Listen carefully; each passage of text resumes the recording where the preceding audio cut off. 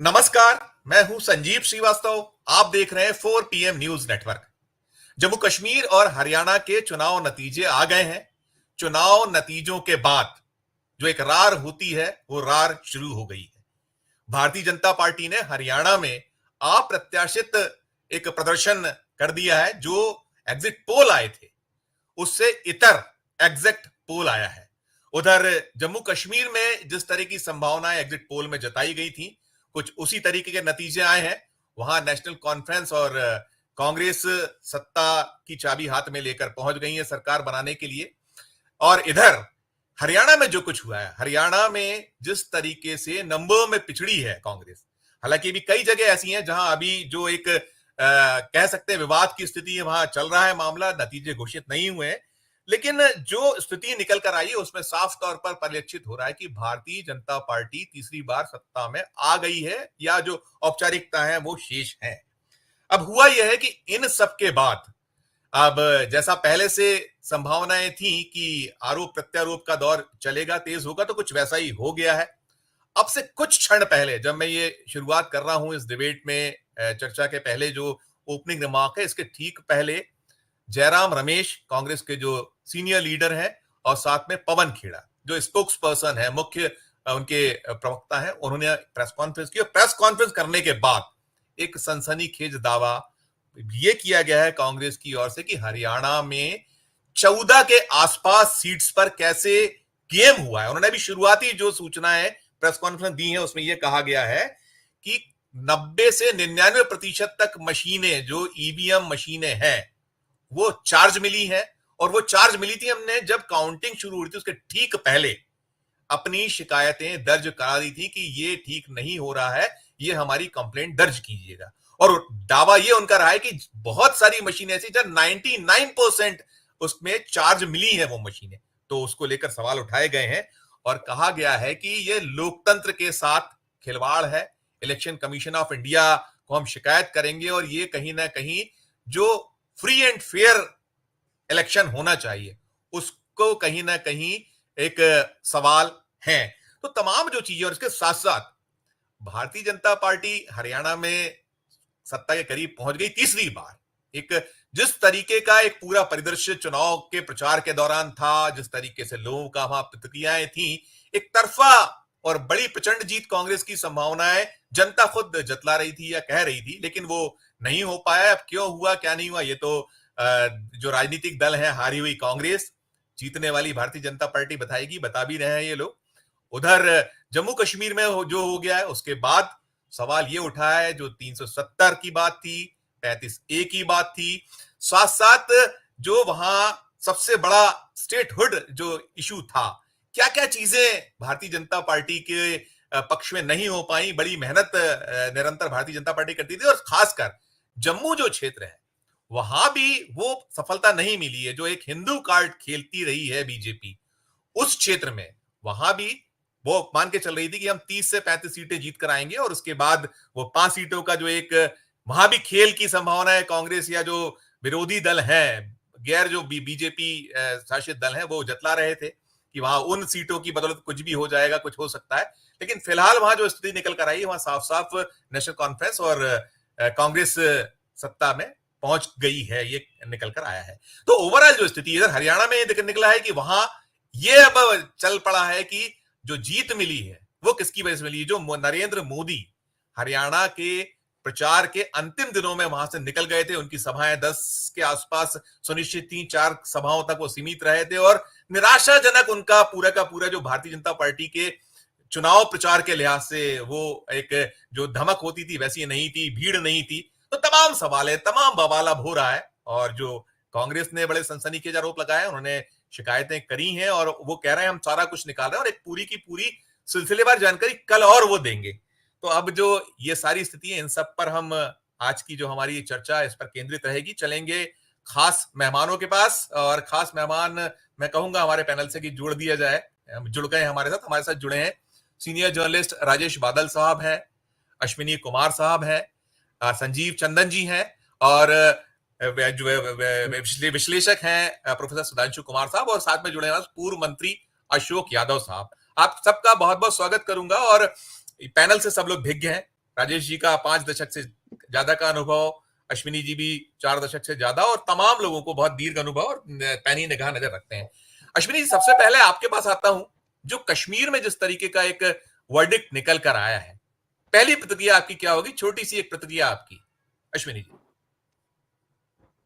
जी संजीव जी, अभी जो रिजल्ट सामने आए हैं और जो डाटा सारा सामने आया है वो चौंकाने वाला डाटा है। और अभी अगर उस पर एनालाइज किया जाए, सबसे ज्यादा जो फायदा हुआ है वो नेशनल कॉन्फ्रेंस को हुआ है। नेशनल कॉन्फ्रेंस में 370-35A का मसला लेकर वो पब्लिक में गए हैं, और जो 2014 में उनके पास 15 सीटें थी, अब 42 सीट पर पहुंच गए हैं वो। और इसी तरह से कांग्रेस को सबसे ज्यादा सेटबैक हुआ है। और बड़ी इंटरेस्टिंग बात यह है कि कांग्रेस जो 2014 में 12 सीटें थी, अभी वो सीटें 6 पर पहुंच गई है। और उससे ज्यादा जो सेटबैक कांग्रेस को हुआ है कि जम्मू में एक सीट पर जीती है, जहां पर जो कांग्रेस है काफी सीटें लेती थी, और 5 सीटें कश्मीर वादी में कांग्रेस ने ली है। और एक सीट जो है वो भी गुज्जर बकरवाल कम्युनिटी की से रजौरी, जो शेड्यूल ट्राइब सीट है, इफ्तिकार अहमद है, वो जीत के आए हैं। और आज का जो वर्डिक्ट है वो साफ जाहिर है कि हिंदू डोमिनेटेड एरिया में कांग्रेस को एक भी वोट नहीं मिला है। अभी जब हम कुछ दिन पहले बात कर रहे थे कि जम्मू, सांबा, कठुआ, उधमपुर, ये सारे इलाके, और डोडा, किश्तवाड़, भद्रवाह के कुछ इलाके में वहां पर बीजेपी को मैंडेट मिला है। इसी कारण जो है बीजेपी 29 पर पहुंची है। और 2014 में यही सीटें जो बीजेपी के पास 25 सीटें थी, 4 सीटें उन्होंने इंक्रीज की है। हालांकि जम्मू कश्मीर में, पर्टिकुलरली कश्मीर वादी में, बीजेपी ने और केंद्र सरकार ने काफी काम किया है। चाहे डेवलपमेंट के काम हो, बाकी के काम हो, हॉस्पिटल का खोलना, नेशनल हाईवे बनाना, ट्रेन को लेके जाना वहां पर, इतना करने के बावजूद भी एक भी सीट बीजेपी को कश्मीर वादी से नहीं मिली है। तो हालांकि बीजेपी के जो प्रधान थे रविंद्र रैना, उन्होंने अपने आप बोला था कि 3 सीटें कम से कम बीजेपी अपने नाम पर लेगी। और जो इंडिपेंडेंट कुछ लोग हैं उन्होंने कहा कि हम उनको सपोर्ट कर रहे हैं, और वो भी कम से कम 10-12 सीटें लेंगे। और सबसे ज्यादा और सेटबैक पहुंचा है जो जो लोग यहाँ पर केंद्र के साथ थोड़ा सा अटैच थे, चाहे वो पीपल्स कॉन्फ्रेंस के सजाद लोन थे। पिछली दफा उन्होंने 2 सीटें ली थी, इस दफा एक ही सीट अपनी सीटें जीते हैं वो। इसी तरह अल्ताफ बुखारी है, क्योंकि अपनी पार्टी बनाई थी उन्होंने, वो उनमें से एक भी कोई जीता नहीं है, अपने आप ही हार गए हैं वो। तो अल्ताफ बुखारी है, छानपुर असेंबली कॉन्स्टिट्यूंसी, वो अपने आप ही हार गए हैं। इसी तरह से यूर रशीद की पार्टी, अवामी इत्तेहाद पार्टी, उसका भी कोई भी खास असर नहीं आया। और जो बारामूला में जिस तरह से यूर रशीद ने लास्ट टाइम वोट लिया था और उमर अब्दुल्ला को वहां से हराया था, वहां भी पूरा स्वीप जो है नेशनल कॉन्फ्रेंस कर गई है। और इससे ज्यादा इंटरेस्टिंग किया है कि कश्मीर के लोगों ने 2 चीजों पर वोट दिया है इस दफा। एक तो ना उनको वायलेंस चाहिए, ना उनको बम धमाके चाहिए, ना उनको हड़ताल चाहिए, ना उनको पथराव चाहिए। और दूसरा, वो 370 और 35A के अगेंस्ट उन्होंने वोट दिया है। और जितने भी जमाती इस्लामी के इंडिपेंडेंट कैंडिडेट मोस्टली सब लोग हार गए हैं। यानी कि जो दबदबा जमात इस्लामी ने बनाया था कि मैं, उनका काफी जनादेश, वहां पर लोग बड़े उनके साथ है, उनके जो जितने 10 कैंडिडेट थे, अभी जो फिगर इंडिपेंडेंट में आ रही है, मुझे लगता है कि सब के सब हार गए हैं, या इक्का दुक्का कोई जीता होगा। क्योंकि सुबह जो लिस्ट आई थी इंडिपेंडेंट की, लाइन लगी हुई थी। अभी जो है इंडिपेंडेंट जो है वहां पर 7 लोग हैं।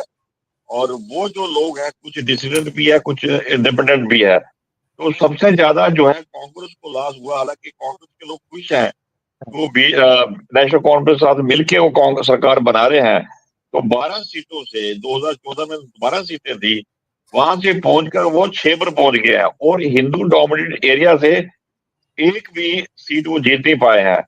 सबसे ज्यादा सरप्राइजिंग जो है, तो कांग्रेस के 2 वर्किंग प्रेसिडेंट जम्मू से जो थे, और farmer deputy chief minister Tarachand, वो हार गए हैं। और जो आने वाले, जो नया डिप्टी सीएम आने वाला था, रमन बल्ला, वो भी हार गया है। तो बड़े बड़े लोग जो हार गए हैं कांग्रेस के कारण, उसका यही है कि नेशनल कॉन्फ्रेंस के साथ जो कांग्रेस ने गठजोड़ किया था, उसका असर जो है जम्मू में दिखा है, क्योंकि बीजेपी ने उसको अच्छा एक्सप्लॉइट किया है कि नेशनल कॉन्फ्रेंस के साथ इन्होंने जो है गठबंधन किया है, ये वही पार्टी है। अगर ये सरकार आ जाती है और 370-35 ये दोबारा लाएंगे, उसमें जो है हिंदू मेजोरिटी कम्युनिटी ने रिएक्ट करके कांग्रेस को वोट नहीं दिया है। और अधिकतर जो जीतने वाले जो हम गैस लगा रहे थे, ये सारे जो नाम मैंने बताया था, ये विनय कैंडिडेट थे और सबके सब हार गए हैं। और एक कैंडिडेट जो कि अननोन कैंडिडेट, बिल्कुल नया कैंडिडेट है, वो रजौरी से है, वो एक शेड्यूल ट्राइब जो है गुजर एरिया से इफ्तिकार अहमद है, वो जीते हैं। और बाकी के जो सीटें आई हैं, 5 सीटें आई हैं, वो कश्मीर वादी में है। उसमें कांग्रेस के जो प्रेसिडेंट प्रधान है तारिक हमीद कर रहे हैं, और फॉर्मर 2 प्रेसिडेंट है, जिसमें से पीरजादा मोहम्मद सईद है और गुलाम अहमद मीर है। बाकी के जो लोग हैं, बाकी वो नए लोग हैं, बट कांग्रेस को इस पर और बीजेपी को मंथन करना पड़ेगा।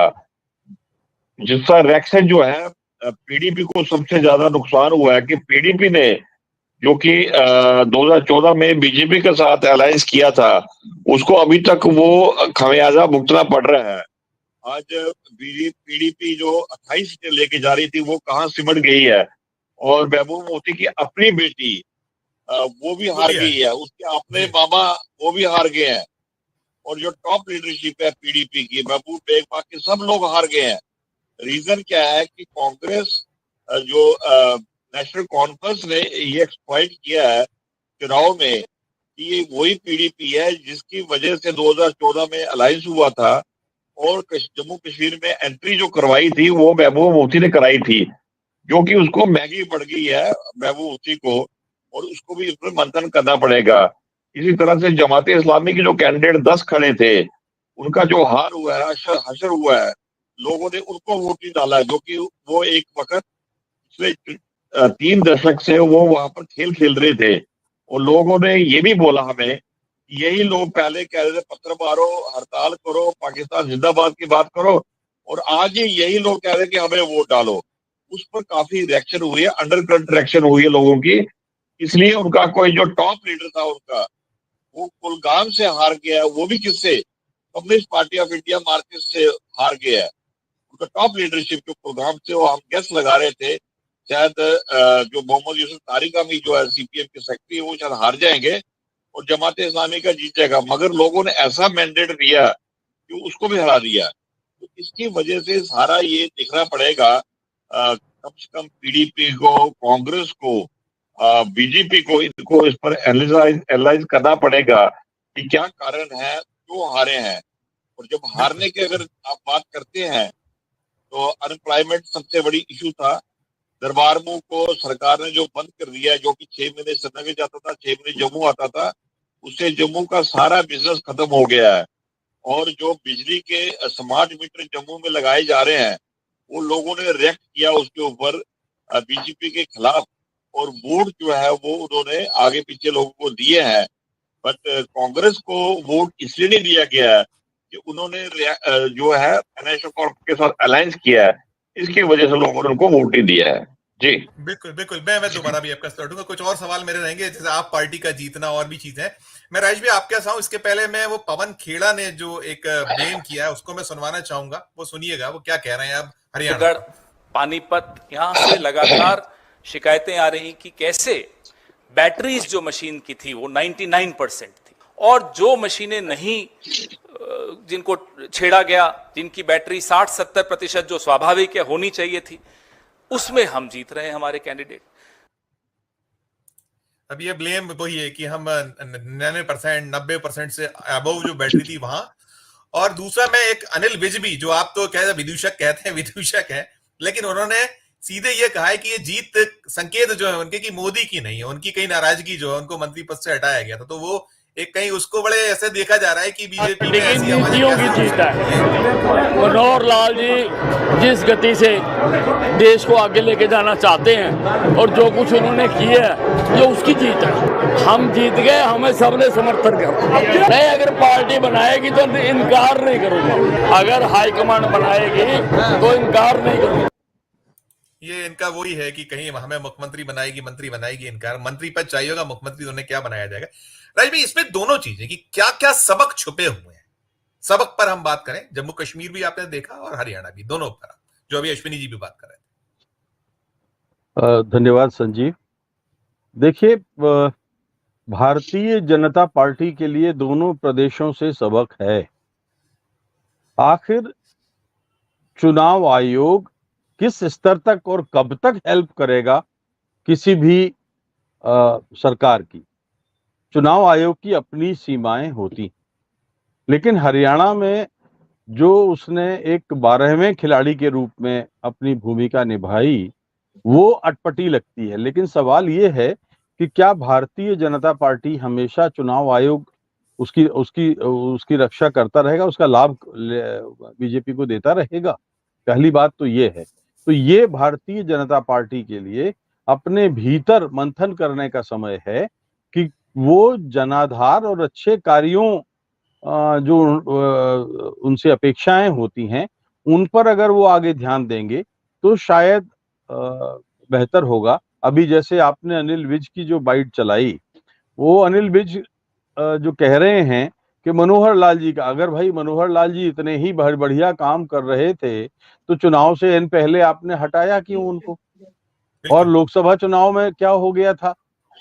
तो ये सारी जो बातें हैं वो भारतीय जनता पार्टी में असल में तीसरी बार आने के बाद ये हो गया है कि हर पार्टी हारने के कारणों पर मंथन करती है, लेकिन जीतने के बाद वो भूल जाती है। अगर हारती है तभी मंथन होता है, जीतने के बाद वो नहीं करती है। दूसरी चीज ये है कि आप देखिए, अभी पवन खेड़ा ने जो आपने बाइट सुनाई उनकी, पवन खेड़ा कह रहे हैं, लेकिन मुझे ऐसा लगता है कि ये एक ऐसा वक्त था जब पवन खेड़ा को नहीं, मल्लिकार्जुन खड़गे और राहुल गांधी, इन दोनों को प्रेस कॉन्फ्रेंस करना चाहिए थी और इन दोनों को चुनाव आयोग के दफ्तर के सामने, अगर उनके पास ठोस सबूत हैं और अगर वो चार्ज मशीनें थी तो सुबह 8:30 बजे 9 बजे क्यों नहीं प्रेस कॉन्फ्रेंस? उन्होंने बताया, वो प्रेस कॉन्फ्रेंस में पूरी सुनी, उन्होंने ये कहा है कि जैसे ही काउंटिंग के लिए लाई गई मशीनें, काउंटिंग के लिए वो मशीनें जैसे ही, और जब दिखा उनको कि 99% है, 95% है, 96 है, और उनका ये लगातार कहना कि जहां जहां हमने ये पाया, हमने सब जगह शिकायत की, उसकी रिसीविंग हमारे पास है। 12 से 14 सीटों की उन्होंने कहा हमारे पास शिकायतें आ चुकी, बाकी हम इकट्ठा कर रहे हैं और कल फिर प्रेस के सामने आएंगे। तो उन्होंने कहा हमने काउंटिंग शुरू होने के ठीक पहले अपनी आपत्तियां दर्ज करा दी थी। मैं वही कह रहा हूं संजीव जी, कि जो सुबह उन्होंने शिकायत दर्ज करा दी, रिसीविंग ले ली, सब कुछ कर लिया, लेकिन मीडिया में और हम सब लोगों को तो नहीं मालूम था 12 बजे तक। जी, क्या 12 बजे तक हमें और आपको मालूम था? नहीं मालूम था। जब छोटी से छोटी चीजों पर अगर आप प्रेस कॉन्फ्रेंस करते हैं तो ये चार्ज मशीनें ली तो सुबह 9:30 बजे ही चुनाव आयोग के ऊपर एक नैतिक दबाव आ जाता, लेकिन ये आप नहीं कर पाए। ये पार्टी के साथ में कुछ समस्या है कि ये लोग बहुत आक्रामक एक सीमा के बाहर नहीं हो पाते। लेकिन चलिए, हरियाणा तो एक तरह से, जैसे हमने आपने कहा कि अब सबक तो यही है, भारतीय जनता पार्टी से ज्यादा कांग्रेस पार्टी के लिए सबक है और कांग्रेस पार्टी को मुझे लगता है कि हरियाणा में सीखना चाहिए। तीसरी चीज ये है कि अब आते हैं हम जम्मू कश्मीर की बात करते हैं। अभी अश्विनी जी ने बहुत बेहतरीन ढंग से समझाया, लेकिन मैं थोड़ा सा और उसके आगे कहूंगा कि ये बात बिल्कुल सही है, क्योंकि जम्मू कश्मीर के चुनाव पर केवल भारत की नजर नहीं थी, जम्मू कश्मीर के चुनाव पर सारे विश्व की नजर थी। जब तक कांग्रेस की सरकारें हुकूमत में रहीं, बहुत पुरानी बात कर रहा हूं थोड़ा सा, ये द्विपक्षीय मसला समझा जाता रहा। लेकिन हाल के 10 वर्षों में पाकिस्तान जिस तरह से कश्मीर के मामले का अंतर्राष्ट्रीयकरण करने में कामयाब हुआ है, उसने मिडिल ईस्ट की दिलचस्पी बढ़ा दी है, उसने अमेरिका की दिलचस्पी उसमें बढ़ाई है, और जो बहुत झीने आवरण में छिप करके जो बात करते थे वो खुलकर बात करने लगे। तो कश्मीर पर निगाह सबकी थी और दूसरी बात यह है कि अब पराजय के जो, ये बात तो बिल्कुल सही है कि अश्विनी जी ने बताया कि जम्मू में जो उनको कामयाबी मिली, इसका अर्थ यह है कि पार्टी बहुत साफ अर्थ है, और उन्होंने खुद गिनाया कि कश्मीर में काम अच्छे किए थे। इसका मतलब भारतीय जनता पार्टी काम के आधार पर नहीं बल्कि मजहबी विभाजन के आधार पर चुनाव जीता करती है।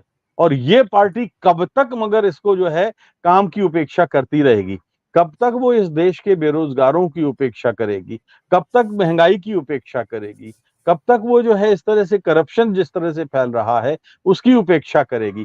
धर्म एक ऐसी अफीम है, लेकिन हरदम धर्म के आधार पर चुनाव जीते नहीं जा सकते। तो एक बात तो ये है। दूसरी बात अभी अश्विनी जी शायद ज्यादा बताएंगे, आम आदमी पार्टी का जिस तरह से खाता खुला है, और हम लोग हमेशा ये मानते रहे हैं अपने बहसों में, अपनी चर्चाओं में, कि आम आदमी पार्टी हमेशा से भारतीय जनता पार्टी की बी टीम रही है। वो वहीं जाती है जहां कांग्रेस को नुकसान पहुंचाया जा सके। अब ये पता लगेगा, क्योंकि मेरे पास अभी वो आंकड़ा नहीं है कि आम आदमी पार्टी ने हम सबको इंतजार है कि हरियाणा में कहां का कितना नुकसान पहुंचा है, हम सबको इंतजार जी, किस किस इलाके में कितना आम आदमी पार्टी को वोट मिला, क्या उस वोट के कारण कांग्रेस को नुकसान हुआ। तो ये कांग्रेस के लिए दूसरा सबक है, भारतीय जनता पार्टी के अलावा। भारतीय जनता पार्टी के लिए गंभीर एक और बात है भाई साहब, कि देखिए, एक मैं काम की बात जो कर रहे थे, लेकिन मैं फिर सुबह भी हमने आपकी चर्चाओं में दोहराया था, आप मतदाता को लूट कर और आप मतदाता से वोट नहीं मांग सकते। आपने क्या किया, जितने राज्यपाल ने जिस निरंकुशता के साथ जम्मू कश्मीर में भारतीय जनता पार्टी के नेताओं का जनाधार नष्ट किया, उसने बहुत डेंट किया है। राज्यपाल ने बीजेपी के नेताओं की सुनी नहीं। तो एक कारण, एक बहुत बड़ा कारण ये है। दूसरा, लद्दाख आपने उसको अलग कर दिया, काट दिया। अनुच्छेद 370 का मामला अपनी जगह है कि वो आपने छीन लिया। विधान परिषद आपने जम्मू कश्मीर से छीन ली। जम्मू का दरबार आपने छीन लिया, जैसा कि अश्विनी जी ने अभी कहा कि 5000 कर्मचारी होते हैं, उनके परिवार वहां जाते हैं, 6 महीने सरकार वहां से चलती है, और 6 महीने के जो फायदे होते हैं, आर्थिक फायदे होते हैं, कारोबारी फायदे होते हैं, राजनीतिक फायदे होते हैं, लोगों के काम, जम्मू इलाके के लोगों के काम, प्रशासनिक काम वो हो जाते हैं। तो वो जो है वो एक आपने वो छीन लिया। अब इस ऐसी स्थिति में आप देना न जाने और केवल मजहब के आधार पर वोट लेना जाने, तो ये भारतीय लोकतंत्र के लिए कोई बहुत सुखद संकेत नहीं है। सरकार किसी की भी बने, पीडीपी ने निश्चित रूप से अपनी आत्महत्या की है, पीडीपी की ने अपनी साख गिराई है, लेकिन पीडीपी का कोई इतिहास तो भारतीय जनता पार्टी के ऐसा तो नहीं था कि जानती नहीं थी। पीडीपी, आपको याद है कि पीडीपी महबूबा मुफ्ती जो है, उनके पिताजी 1989 में जब कश्मीर समस्या बहुत गंभीर हुई थी, तब भी वो उस सरकार में गृह मंत्री थे जिसमें भारतीय जनता पार्टी का समर्थन था। और उनकी जब बेटी का अपहरण हुआ था रूबिया सईद का, तब आतंकवादियों को छोड़ा गया था। तो पीडीपी के साथ भारतीय जनता पार्टी के रिश्ते पुराने हैं, लेकिन अब लोगों को आप बरगला नहीं सकते, लोगों को आप गाल बजा करके और लोगों से वोट नहीं ले सकते। ये एक बड़ा सबक है, और अंतर्राष्ट्रीय स्तर पर भी आपको भारत की प्रतिष्ठा की चिंता करनी पड़ेगी। इसमें मैं कहूंगा कि निश्चित रूप से इन नेशनल कॉन्फ्रेंस के आने से इस इलेक्शन की थोड़ी सी साख और इज्जत बची है, और लोगों ने देखा है कि भारत में चुनाव ठीक ठाक ढंग से हो रहे हैं। जी बिल्कुल बिल्कुल राज भाई, आप चूंकि जाना है तो एक छोटा सा सवाल आपसे और कर लूंगा, फिर आपको, चूंकि आप बता रहे थे कि आपको दूसरी डिबेट का आपने टाइम दिया।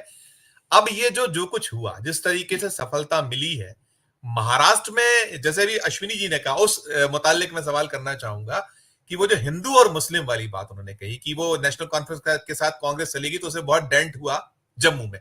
तब ये महाराष्ट्र का चुनाव, जिसको कि इन्होंने पूरी तरीके से फिर उसी ओर ले जाके खड़ा कर दिया है, मोहन भागवत जी ने मोहर लगाई है उस पर कि एक हो जाइए हिंदू राष्ट्र। तो अब कितना इसमें वो जो महाराष्ट्र के चुनाव में क्या क्या देखने को हमें मिल सकता है, झारखंड में कुछ ना कुछ नजर आएगा। छोटी सी टिप्पणी आप। जी जी, अच्छी, आपने एक बहुत अच्छी बात कही, और संकेत देखिए ये भी है कि भारतीय जनता पार्टी अपने जिन सहयोगी छोटे और प्रादेशिक दलों का साथ लेती है, उनको वो नष्ट कर देती है। आपको याद है जेपी नड्डा ने एक बात कही थी कि आने वाला समय अब छोटी और प्रादेशिक पार्टियों के भविष्य का नहीं है। आप नहीं, देखिए नहीं, हरियाणा में जिस पार्टी ने उनको समर्थन दिया था खत्म हो जब चुकी है। सरकार जीरो, बनाई थी, उस पार्टी की जी, आज क्या स्थिति है? कश्मीर में जिस पार्टी ने के समर्थन से उन्होंने सरकार चलाई थी, आज उस पार्टी की क्या स्थिति है? तो भारतीय जनता पार्टी एक ऐसा दल है जो अपने सहयोगी छोटे दलों को खा जाता है। अब महाराष्ट्र का उत्तर इससे जुड़ा हुआ है।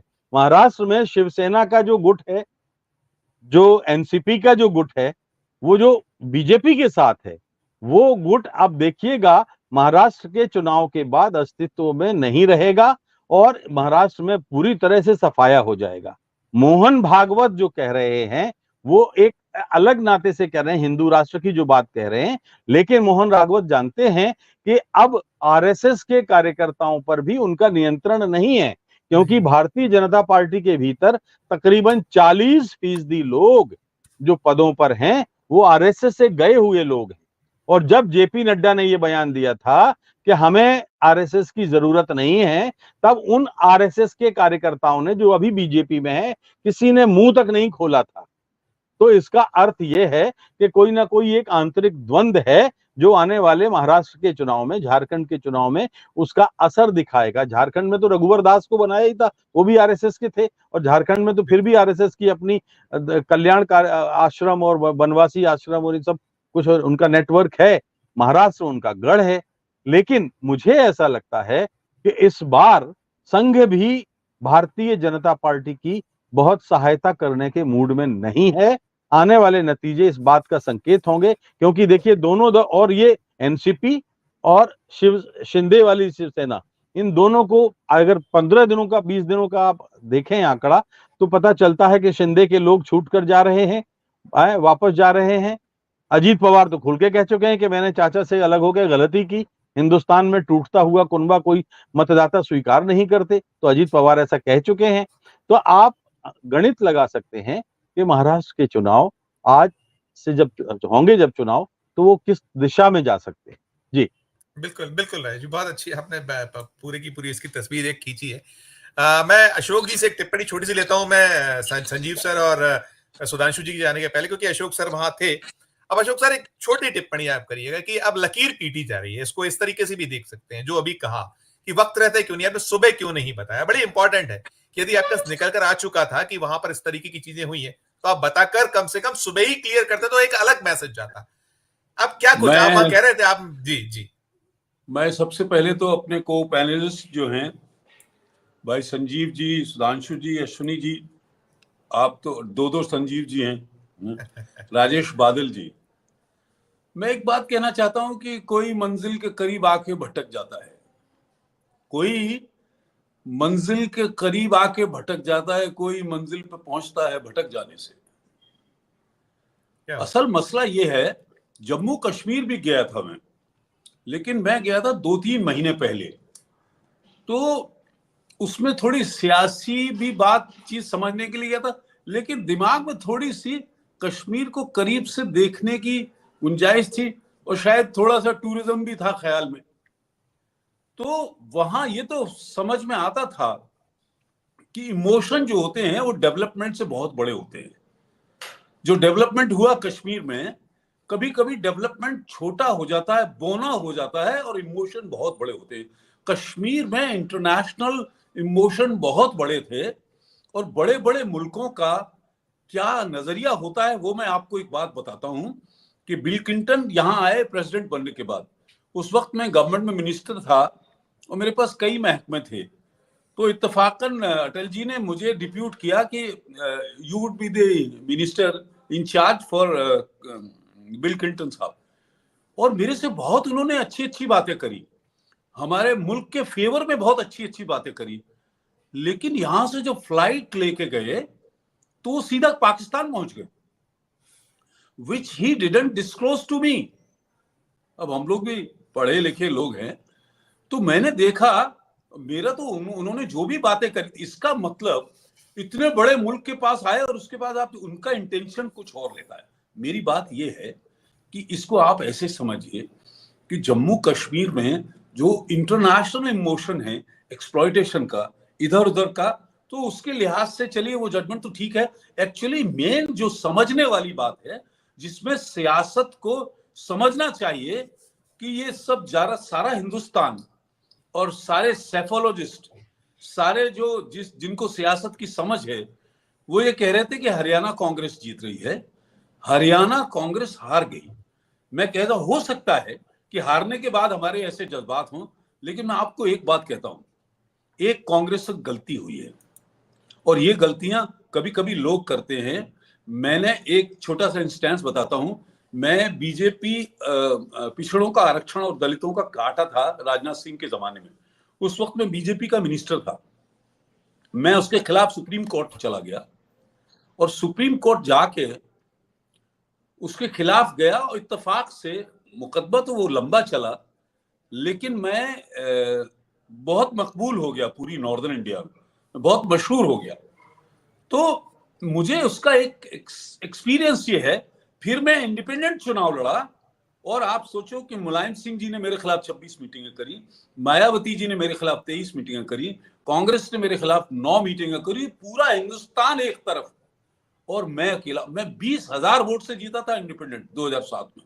तो मैं आपसे ये कहता हूं, इमोशन बड़ी चीज होती है, इमोशन बड़ी चीज होती है। कभी कभी कद छोटा हो जाता है। इलेक्शन को, हरियाणा को सेबोटाज करने का और जो असेसमेंट था कांग्रेस का, सारी ताकत उन्होंने हुड्डा साहब के हाथ में दे दी, जो उससे चुनाव हारे। हरियाणा में मेरे तो बहुत रिश्तेदार भी हैं वहां, जहां यादव भी हैं और बहुत बड़े बड़े मिनिस्टर और वगैरह भी, बड़े बड़ी फैमिलीज हैं वो। हरियाणा में ये हाल था कि जब जाट, आप सोचिए दीपेंद्र हुड्डा ने ये किया कि उन्होंने टिकट भी किसी की नहीं लेने दी दूसरी को। शैलजा को, कुमारी शैलजा को कांग्रेस और दीपेंद्र हुड्डा साहब हैंडल ही नहीं कर पाए। वहां जो वोट है वो दलितों का वोट है और जाट, ये टॉप वोट जो है वहां फैक्टर है जाट और दलित, ये मैं मानता हूं। लेकिन आप देखो जाटों का जहां वोट परसेंटेज ज्यादा है वहां वो जीते हैं, मुसलमान जीते हैं। वो हुआ क्या, जैसे जैसे अपने को जाट ताकतवर दिखाता है तो वो छोटी जो कमजोर जातियां हैं वो उनसे दूर हट जाती हैं। ये एक वजह है, ये इंपॉर्टेंट वजह है, क्योंकि मुझे भी एक दूसरे चैनल पे जाता है। मैं 2 मिनट में अपनी बात खत्म करके माफी चाहता हूं आपसे। ये एक बड़ी बात है, इसको समझना चाहिए कि और दीपेंद्र हुड्डा ने किसी की बात सुनी नहीं और कुछ छोटी सी गलती शैलजा कुमारी से भी हो गई। जब शैलजा कुमारी सोनिया गांधी के और राहुल गांधी के टच में थी तो उनकी, हालांकि उनकी मर्जी से कोई टिकट नहीं दी गई, इसमें भी कोई दो राय नहीं है। तो जब आप एक लेडी है, एक जो शुरू से रही कांग्रेस में, उनके फादर रहे मिनिस्टर और वो खुद रही, और उनकी शख्सियत ऐसी है कि उनके लिए बहुत लोग बहुत संक्षिप्त कर दीजिएगा प्लीज। तो मैं आपको कह रहा हूं कि ये पोलराइजेशन की वजह से हारे। मुसलमान सारे जीते कांग्रेस के, जाट जहां वोट ज्यादा था वो हारे। विनय फोगाट जीत गई, वहां जाट कंसंट्रेशन था इसलिए। लेकिन ये बात जो कही है ना, अब आप मशीनों की बात इतने छोटे स्तर पर कर रहे हो, अगर ये बात आपको अच्छी लग रही थी तो आप सुबह से कर देते। सो मेरा कहना ये है कि इसमें ये मसला उनका है और उन्हें एनालाइज करना चाहिए, और अपनी कमजोरियों की वजह से कांग्रेस आ रही है। They could not manage the election. बिल्कुल ठीक कह रहे हैं आप। मैं माफी चाहता हूं। वही बात जी, बिल्कुल नहीं ठीक आप कर रहे हैं। संजीव सर के पास जाता हूं, फिर मैं सुधांशु सर से, मैं क्रम में ऐसा बन गया। संजीव सर, ये बहुत निकल कर आता है कि आप जो वहां डिपेंड है, आपने बिल्कुल एक तरफा हुड्डा पे भरोसा कर लिया, कई चीजें, कई चूक होती दिखती है, ठीक है। दूसरा जो पक्ष इसके साथ वाला है वो भी बहुत सारे उस पर गौर करने लायक तो निश्चित तौर पर है कि जो सवाल वो उठा रहे हैं, वो उसमें जांच और सबका विषय तो हो ही सकता है, लेकिन इलेक्शन कमीशन ने आज दिन में ही मना कर दिया था कि सारे जो जितनी वो है वो सब गलत है। तो टिप्पणी आपकी इस बात पर कि सबक की हम जो बात कर रहे हैं, अब आप लकीरें पीटने से शायद कुछ होने जाने वाला नहीं। आपके सामने अब एक बड़े दो लक्ष्य हैं कि महाराष्ट्र और झारखंड, अब इसमें कैसे कैश कराया जाएगा इस हरियाणा को, उस पर आपकी टिप्पणी। अनम्यूट कर लीजिए। महाराष्ट्र और झारखंड चलने के पहले एक तो जो जम्मू कश्मीर ने भी एक सबक दिया है, सिर्फ हरियाणा वाले सबक पर हम लोग क्यों बात करें। जी बिल्कुल। और जम्मू कश्मीर में माननीय नरेंद्र मोदी जी को सबक दिया, बीजेपी को सबक दिया है, आरएसएस को सबक दिया। इनका कोर एजेंडा था, इनकी स्थापना के साथ था 370 लागू करना, और उसका लागू करने के बाद बड़े जोर शोर से गृह मंत्रालय और अमित शाह दावा किया करते थे कि वहाँ बड़ी शांति आ गई है, वहाँ जनता बहुत खुश है, वहाँ विकास योजनाएं बड़े अच्छे से चल रही हैं। रिजल्ट आपने देखा क्या हो, बल्कि बहुत बुरी तरीके से वहाँ बीजेपी हार रही है। ठीक है कि वो जम्मू वाला इलाका उनका अपना इलाका पुराना रहा है, वहाँ थोड़ा कांग्रेस, वहाँ बेसिकली कांग्रेस का अपना फॉल्ट है, उस पर जो हरियाणा का फॉल्ट है। कांग्रेस जहां जहां जमीन छोड़ देती है वहां वहां बीजेपी खड़ी हो जा रही है और फिर वो वापस नहीं जा पाती। तो सबक तो ये है। ये आज का जो चुनाव परिणाम है उससे सबसे बड़ी बात जो होगी वो होगी भारतीय जनता पार्टी की वाली जो अघाड़ी है, वहाँ महायुति, अघाड़ी नहीं महायुति, अघाड़ी कांग्रेस वाला है, वहां सिर्फ फुटबॉल और तेज हो जाएगा। वहां शिंदे साहब जो है आज की मीटिंग में नहीं आए महाराष्ट्र, वो बीमार हो गए। तो इसलिए होगा कि उस बीजेपी का आत्मविश्वास बढ़ा है। सिर्फ फुटबॉल तो किसी भी सूरत में होना था, बीजेपी का आत्मविश्वास बढ़ता तब भी, बीजेपी का आत्मविश्वास नीचे जाता तब भी। लेकिन अब चूंकि नए सिरे से बढ़ा है और कई तरीके से सांप्रदायिक करने की कोशिश हो रही है दोनों ही राज्यों को, झारखंड भी और महाराष्ट्र भी, और इसमें कोई पीछे नहीं है, प्रधानमंत्री खुद शामिल है इसमें। तो इसका असर वहां फिर महायुति के एनसीपी पर पड़ने वाला है। हालांकि ये लोग चाहते हैं कि एनसीपी को निकालने की जगह खुद एनसीपी बाहर हो जाए गठबंधन से। दूसरा वाला महाविकास अघाड़ी जिसमें शरद पवार, शिवसेना और कांग्रेस है, वो उनको तो लेने जा रही है। दिक्कतें इधर भी हैं, यहाँ भी कांग्रेस यदि थोड़ा यहाँ ठीक रहती तो उसका निहितार्थ होता कि कांग्रेस बड़े आत्मविश्वास से बात करती।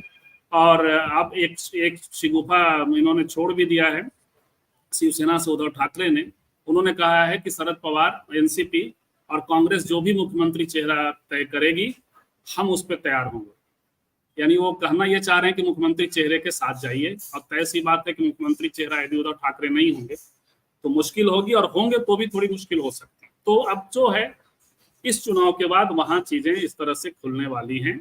महाराष्ट्र में, झारखंड को ये कॉमनलाइज कर रहे हैं, खुद जाकर के कई सारी ऐसी बातें कर रहे हैं। हमारा प्रधानमंत्री तो इतना निर्दोष दिखाई पड़ता है कि 10 सालों से ऐसा लगता है उन्हें कि उनकी जगह कोई और शासन कर रहा है।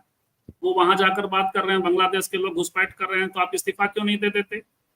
आपकी अंतर्राष्ट्रीय सीमाएं यदि सुरक्षित नहीं हैं और उसके कारण से झारखंड की बेटियों को खतरा है तो आप नहीं इस्तीफा देंगे? उससे हेमंत सोरेन का क्या मसला है? तो ये सारी चीजें वहां होंगी। लेकिन अंतिम बात मैं कह दूं, चूंकि अब सब लोग, आप मुझे लगता है आप भी सुबह से थके हुए हैं, तो हरियाणा चुनाव के करीब 10-11 निहितार्थ हैं, जिसमें से 3-4 आपके दर्शकों के लिए मैं बताना चाहता हूँ प्लीज। वो ये कि एक तो जो अभी बैठे बैठे हमने ये किया है कि नैरेटिव बनाना राजनीतिक दलों के लिए अच्छी रणनीति बनाना चाहिए। बीजेपी भी बनाती है, कांग्रेस ने भी बनाया, अच्छी बात, लेकिन उसके शोर में के प्रभाव में खुद नहीं आ जाना चाहिए। कई बार वो आवाज जो है इको होके आप तक ही चला आता है, और कांग्रेस के साथ ये हो गया हुआ। वो खुद इतने आत्मविश्वास और अग्रेसिव मोड में चली गई कि जिसके कारण उससे नुकसान हुआ। उसने अपने झगड़ों को भी नहीं निपटाया। ईवीएम थियरी पर भी है, लेकिन इस पर मैं बात अभी नहीं करना चाहूंगा। 2-3 जगह के रिजल्ट जो आए हैं उसके हिसाब से। दूसरी बात, राहुल गांधी ओबीसी की बात करते हैं और ओबीसी नेता भाजपा में पाए जाते हैं, तो जनता जाएगी कहाँ? राहुल गांधी को, और भी बहुत सारी बातें हैं, राहुल गांधी को अपने पार्टी के स्तर पे जहां शासित राज्य है वहां सामाजिक न्याय के प्रोग्राम और उससे अपने लोगों को जोड़ना चाहिए। जब भी दलितों का कोई आंदोलन हुआ है वहां से इनके कैडर गायब रहते हैं, उत्तर प्रदेश में भी, बिहार में भी और हरियाणा में भी। दीपेंद्र सिंह हुड्डा का चेहरा जो है वो मिर्चपुर के से जुड़ा हुआ है। आप ज्यादा पुश करेंगे तो उनका मैक्सिमम प्रदर्शन यही होगा जो 2019 में हुआ था और 2000 अभी हो रहा है। राहुल गांधी को जो चक्रव्यूह वाली थियरी है जो आजकल उनको बहुत प्रिय है, जगह जगह बोलते रहते हैं, तो सबसे पहले अपने कैडरों को बताएं ना कि 6 दरवाजे तोड़ करके 7वां कैसे तोड़ा जाता है, उसको सीखना पड़ेगा। अदरवाइज आप छत्तीसगढ़ जैसा राज्य खो गए जहां हम लोग सब बात कर रहे थे, सारा इसी तरीके से जो प्रेडिक्शन था ये इसके चुनाव ये विश्लेषण करने वाली कंपनियों का भी, वो सब के सब छत्तीसगढ़ में तो जिता ही रहे थे कांग्रेस, वहां आप हार गए, उसी तरीके से यहाँ हार गए। ये बड़ी सबक है कांग्रेस के लिए। ये नहीं करेंगे तो अपनी नैया डुबोएंगे ही, हमारी आपकी भी नैया डुबोएंगे, हमारा बीपी बढ़ा देते हैं ना। बिल्कुल बिल्कुल ठीक कह रहे हैं आपकी, कहीं ना कहीं आप ओवर कॉन्फिडेंस भी दिखता है, कई बार चीजें दिखती हैं। सुधांशु सर, जो सुबह एक बात और, सुबह से क्या कर रहे हैं ये लोग, पवन खेड़ा, और ये आपने सही कहा या किसी ने, आप 12 बजे से ये करते, आप बात कर रहे हैं 60% 70%, दरअसल ये कुछ नहीं कर रहे हैं। ये लोग राहुल गांधी चेत न जाएं, सचेत न हो जाएं, रियलिटी की तरफ न पहुंच जाएं, पार्टी में इनकी भूमिका खत्म न हो जाए, इसकी कवायद करते रहते। पार्टी को प्रवक्ता चला रहे हैं सर, ये बहुत कम हुआ है। कभी कांग्रेस में ऐसी स्थिति नहीं आई है कि पार्टी को प्रवक्ताओं ने घेर लिया। अभी पार्टी को प्रवक्ताओं ने जयराम रमेश ने घेर लिया, पवन खेड़ा ने घेर लिया, और राहुल गांधी के जो सलाहकार हैं वेणुगोपाल साहब, उनसे कोई भी हिंदी क्षेत्र का उनका कैडर ढंग से बात नहीं कर पाता, मिल नहीं पाता।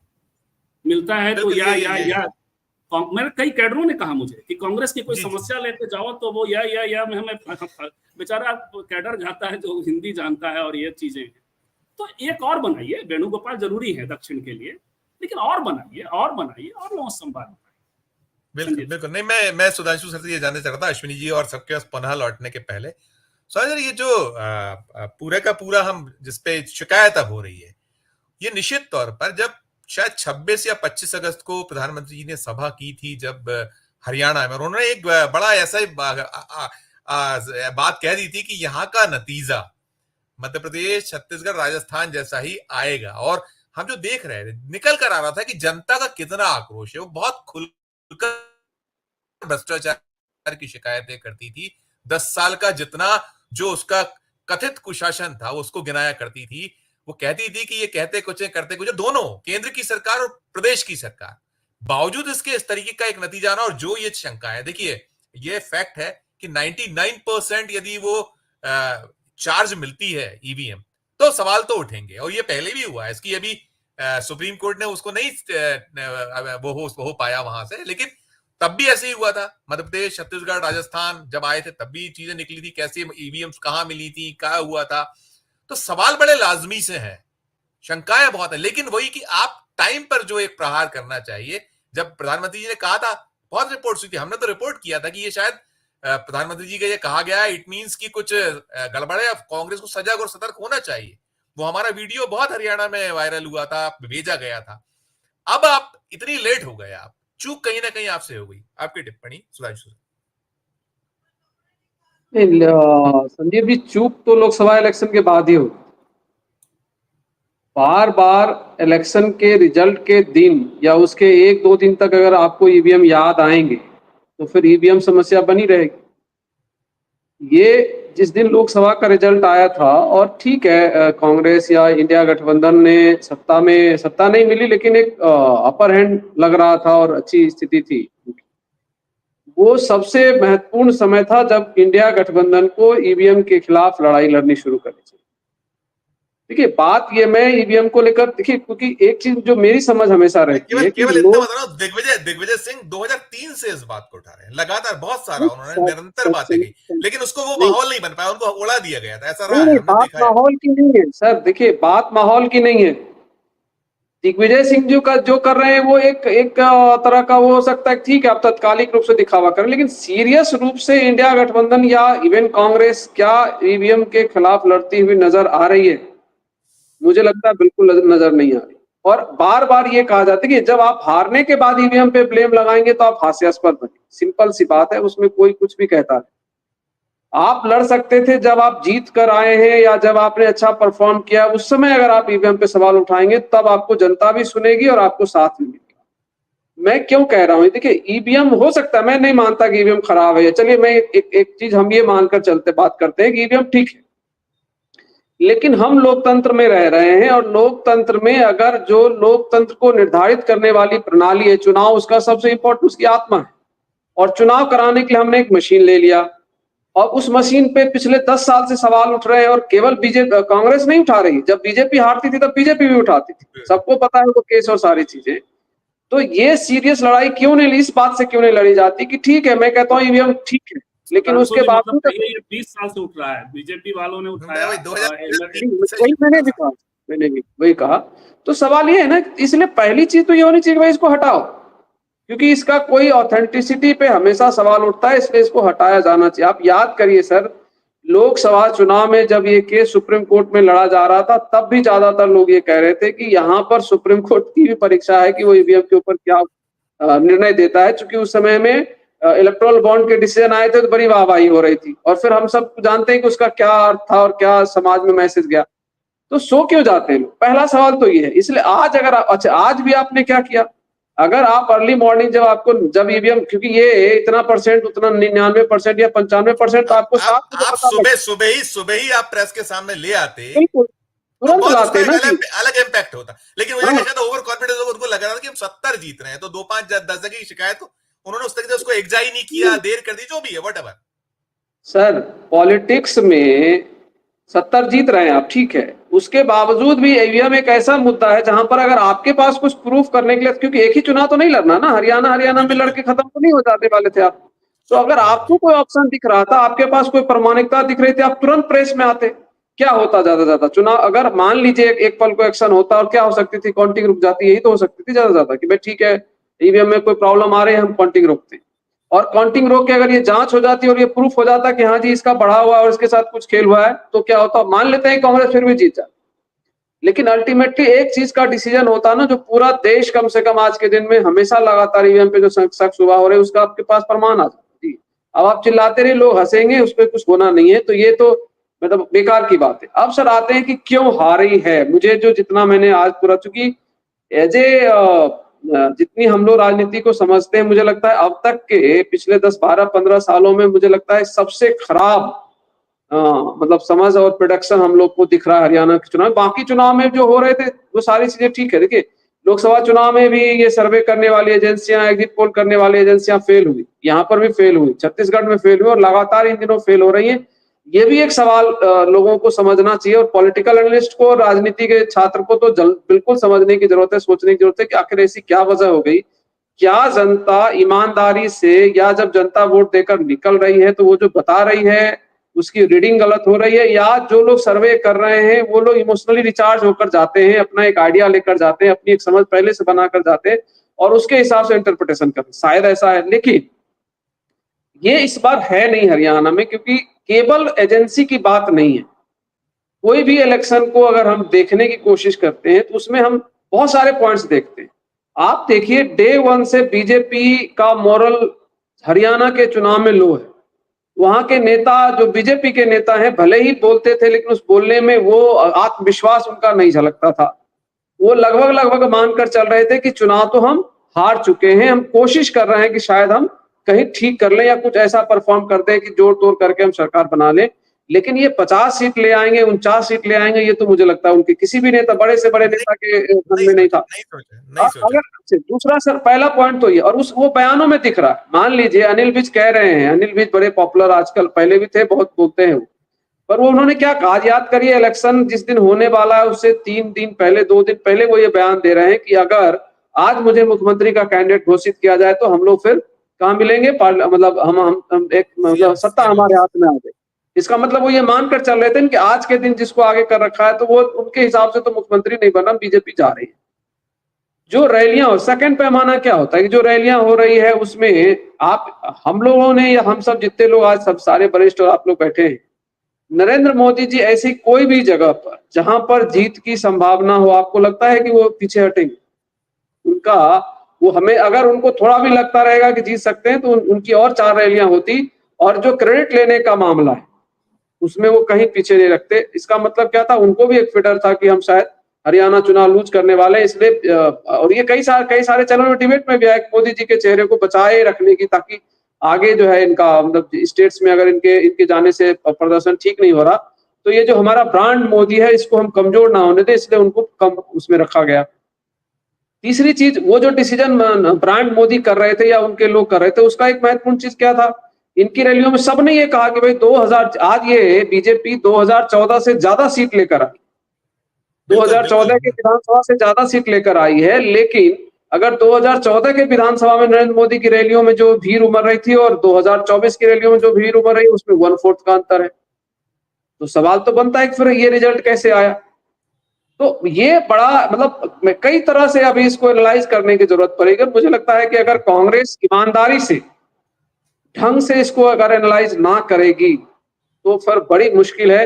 और एक चीज जो अल्टीमेटली एक चीज जो मुझे समझ में आ रहा है, छोटा करिएगा, मैं एक टिप्पणी और लूंगा मैं अश्विनी सर से लेके आप तक। जी जी जी। जो अब जो मतलब मुझे जो समझ में आ रहा है कि जो चूक शायद हुई, एक तो जो संजीव जी कह रहे थे कि आप संविधान बचाओ। अब एक चीज आप याद देखिए, यहाँ पर पूरे लोकसभा चुनाव में 68% अगर दलितों का वोट कांग्रेस की तरफ आता है तो वहां पर आपके पास सामने एक नारा था, संविधान बचाओ। क्या कांग्रेस ने इस चुनाव में उस संविधान बचाओ को कहां वापस हटा दिया था भाई? वो चीजें पीछे क्यों हो गई? हरियाणा में वो चीजें वो दोबारा तो नहीं निकल कर आई। उस पर तो कोई किसी भी राहुल जी ने एक सभा करी, वहां पर वो संविधान लेकर आए, लेकिन उसके अलावा पूरा जो इनका इलेक्शन कैंपेन है वहां पर संविधान बचाओ नारा नहीं था। इनको भ्रम हो गया कि हम शायद मतलब हुड्डा जी को ये लग रहा था कि सब कुछ हम अपने दम पे जीत जाएंगे। तो अगर इस तरह की लीडरशिप होगी, और सबसे बड़ी बात यह है कि आपकी एक बड़ी लीडर है और आप ये मानकर चल रहे हैं कि हमारा जो कॉम्बिनेशन हरियाणा में बन रहा है वो जाट और दलित का कॉम्बिनेशन, और दलित जाति को रिप्रेजेंट करने वाली सबसे बड़ी लीडर 12 दिन घर बैठी हुई, कोई आपके तरफ से एक्शन नहीं हो रहा, उनके घर कोई नहीं जा रहा, उनको कोई मनाने। आप याद करिए कर्नाटका चुनाव में भी 2 प्रतिद्वंदी थे, लेकिन वो किस तरीके से चुनाव लड़ रहे थे कि सर मैं कोशिश तो की गई थी, लेकिन यह है कि उनके जो जिस तरीके से पूरा एक 10 दिन बाद आती है वो संजीव जी, 10 दिन तक एक बड़ी लीडर जिसका रिप्रेजेंटेशन, एक जाट का रिप्रेजेंटेशन अगर हुड्डा साहब कर रहे तो दलित का रिप्रेजेंटेशन कर रही है शैलजा, और वो घर बैठी हुई। तो ये तो उस समय इसमें ये भी रहा सुधांशु सर, ये भी रहा कि वो पूरी की पूरी सीटें हार उनके अपने क्षेत्र में हो गई। ये क्लियर है कि चूके तो हुई है, इसका मंथन और चिंतन होगा, सब होगा। मैं एक सबसे टिप्पणी आखिरी लूंगा। अश्विनी सर, एक दो चीजें आपसे जानना चाहूंगा कि एक तो आपका खाता खुलना, छोटी सी टिप्पणी उस पर। दूसरा, अब जो उन्होंने घोषित कर दिया है कि उमर अब्दुल्ला मुख्यमंत्री होंगे, क्या कठिनाइयां आनी? वहां तो एलजी का एक तरीके से राज है, बीजेपी का ही राज है वहां पर, तो क्या कुछ कठिनाइयां उनको पेश आएंगी? और इन सब के साथ साथ हरियाणा में क्या दिक्कतें बीजेपी को पेश आने वाली, जिस तरीके से आवाजें वहां उठी हैं? एक तरह से ये कहा गया कि खट्टर की जीत है। तो दोनों तीनों पे आपकी टिप्पणी में यही संजीव जी से, और खत्म करूंगा सुधांशु जी। जी संजीव जी, बिल्कुल जो आपने बोला है कि उमर अब्दुल्ला जो फेस होगा नेशनल कॉन्फ्रेंस का, क्योंकि फारूक अब्दुल्ला की सेहत ठीक नहीं है और एज भी ऐसी है, वो चाहते हैं कि अपने बेटे को सेटल किया जाए, और अभी तक वो काफी श्रूड भी हो गए हैं पॉलिटिक्स में, बट उनको थोड़ा सा अपना अमेंडमेंट करना पड़ेगा कि लोगों से मिलना जुलना पड़ेगा। जैसे उनके फादर है वो डॉक्टर फारूक जम्मू में भी काफी पॉपुलर है, हर कम्युनिटी में पॉपुलर है, हर शादी में मरना जीना जब भी होता है वो हर जगह जाते हैं। उसके जो विपरीत है उमर अब्दुल्ला को भी अब करना पड़ेगा सरकार चलाना, क्योंकि बीजेपी सरकार में नहीं है तो नेशनल कॉन्फ्रेंस और कांग्रेस को सरकार चलाना काफी मुश्किल हो जाएगा। इस तरह की हमें पहले ही पता थी, क्योंकि हर चीज जो है आपको केंद्र से लानी है। बिजली की शॉर्टेज है वो आपको नेशनल हुकअप से लेनी है, सरकार से लेनी है। जो एलजी की सरकार है वहां पर, तो अभी जो भी चीज होती है तो एलजी होम मिनिस्टर और प्राइम मिनिस्टर से पास जाते हैं, वहां से जो भी ऑर्डर लेना वो लेके आ जाते हैं। और उमर अब्दुल्ला को अब क्या प्रॉब्लम होगी कि वो प्राइम मिनिस्टर को मिलने के लिए उनको पहले अपॉइंटमेंट लेनी पड़ेगी, फिर अपने वो इश्यू। एक चीज और भी रही, आज हम देख रहे थे जब उनसे पूछा गया था फारूक अब्दुल्ला साहब से कि जीत का श्रेय, तो उन्होंने कांग्रेस का नाम नहीं लिया था, सभी को दूंगा, कांग्रेस को नहीं कहा था। तो आपने एक जो आशंका जताई थी पहले, कहीं उसमें एक परिलक्षित हो रहा था थोड़ा सा। जी बिल्कुल सही है कि नेशनल कॉन्फ्रेंस ने कश्मीर वादी में स्वीप किया है, इसमें कोई शक नहीं है। 42 सीट्स नेशनल कॉन्फ्रेंस के पास आई है। 2 सीटें जो 6 सीटें जो है कांग्रेस उनको सपोर्ट करेगी, 48 का मैजिक बनेगा। अगर 5 सीटें वो नॉमिनेशन भी होती है तो इस पर कोई फर्क नहीं पड़ेगा। बट सबसे ज्यादा जो आपने सवाल पूछा कि क्या दिक्कतें आएंगी, तो क्योंकि काफी दिक्कतें आएंगी। फारूक अब्दुल्ला एक फेस है, वो दिल्ली जाकर किसी भी लीडर को मिलने से, प्राइम मिनिस्टर से लेकर होम मिनिस्टर, किसी को मिलने को अगर चले जाते हैं तो हर एक आदमी उनको काफी अच्छा रिस्पॉन्स देता है, उनकी सारी अच्छी नेटवर्किंग है। उमर अब्दुल्ला को वो चीजें जो है बनानी पड़ेगी, क्योंकि हर चीज सेंटर से उसको लेना है। और पुलिस और बाकी का जो एडमिनिस्ट्रेशन है, जैसे ब्यूरोक्रेट को ट्रांसफर करना है, पुलिस के एसपी को ट्रांसफर करना है, डीआईजी आईजी को ट्रांसफर करना है, वो जम्मू कश्मीर सरकार के पास नहीं है। वो सारा जो है मिनिस्ट्री ऑफ होम अफेयर के पास है। और जितने भी ट्रांसफर्स है बड़े बड़े आईएएस आईपीएस अफसरों की, वो ट्रांसफर भी दिल्ली से होगी। जिस तरह से दिल्ली का मॉडल है, दिल्ली सरकार का मॉडल है, सेम मॉडल जो है जम्मू कश्मीर में भी लागू होगा। यहाँ पर भी एलजी है, वहां पर जब तक स्टेट नहीं बनेगी, स्टेट जब तक उसको स्टेटहुड नहीं मिलेगा, तब तक वो चीजें नहीं आ पाएगी। और वैसे भी नेशनल कॉन्फ्रेंस और कांग्रेस को इतनी उम्मीद नहीं रखनी चाहिए कि जल्दी उनको स्टेटहुड मिलने वाला है। एटलीस्ट 1-2 साल तो पहले केंद्र इनको देखेगा, इनकी एक्टिविटीज क्या है, किस तरह से सरकार चलाते हैं, क्या उनकी मनमर्जी, केंद्र की मनमर्जी से सरकार चला पाते हैं। कहीं टेररिज्म दोबारा तो नहीं बढ़ जाएगा, लोगों को फ्री हैंड दोबारा तो मिलना जाएगा। ब्यूरोक्रेट को कंट्रोल करना सारा केंद्र ने अपने पास रखा हुआ है, हर चीज अपने पास उनके पास है। तो ये छोटे मोटे काम जो है, पब्लिक हेल्थ इंजीनियरिंग, सड़कें वड़कें, वो ये काम इनके पास है। तो इसलिए उनको अगर वो भी काम करना है, वो भी उनको दिल्ली से लाना है, सामान पैसे लेने हैं, हर चीज लेना है, तो केंद्र सरकार के पास जाना है। तो आने वाले दिनों में इनके पास काफी दिक्कतें आएंगी। अभी जितने भी कोई बड़ी अपॉइंटमेंट होगी, कुछ होगा, वो जो है एलजी से अप्रूवल लेना पड़ेगा इनको। तो कोई चीज वो अपने आप नहीं कर पाएंगे। इसकी वजह से आने वाले दिनों में जब सरकार बनेगी तो उमर अब्दुल्ला को ये चीजें दिखते आएंगी। बट ये है कि उनके फादर जो है डॉक्टर फारूक अब्दुल्ला, वो काफी सीजन पॉलिटिशियन है और वो जानते हैं, वो उनको गाइड करते रहेंगे। और कांग्रेस और बीजेपी नेशनल कॉन्फ्रेंस को आगे आने वाले दिनों में सरकार चलाने में काफी मुश्किलें आएंगी। और वो बीजेपी भी काफी स्ट्रॉन्ग ऑपोजिशन रहेगी, 29 लोग उनके असेंबली में रहेंगे, तो उनको जो संभालना काफी मुश्किल हो जाएगा।